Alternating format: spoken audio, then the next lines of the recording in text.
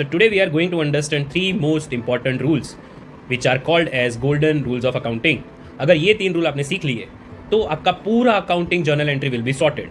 Let's understand one by one. पहला rule है personal account rule.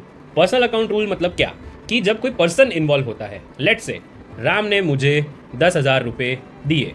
Now in this case मेरे पास 10,000 का cash आया, राम पैसा दे रहा है, मीन्स राम को हम क्या करेंगे, क्रेडिट करेंगे. क्यों? Because Ram is the giver.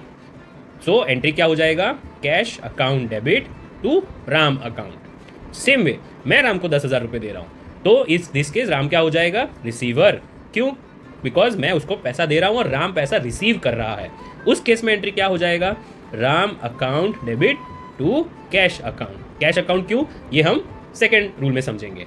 Now coming to the second rule for real accounts. Real accounts means cash account, your bank account, your like your current assets, whatever.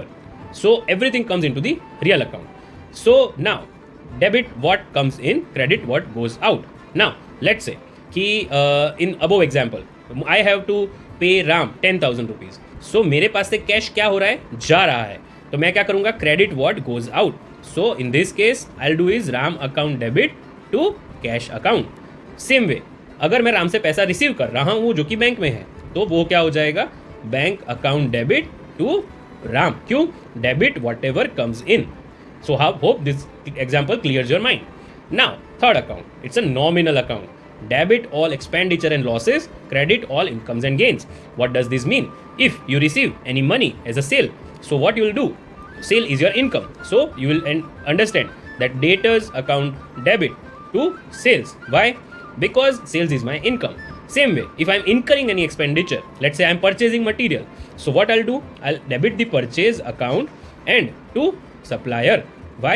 Because purchase account is my expenditure. What is the rule? Debit all expenditure and losses, credit all incomes and gains. So hence purchase account will be debited, supplier account will be credited.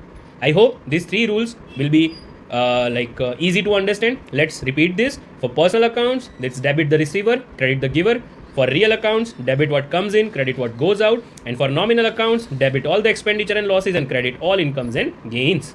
Okay, so next we'll understand what will be the effect of debit and credit on the asset and liability, income and expenditure. Thank you.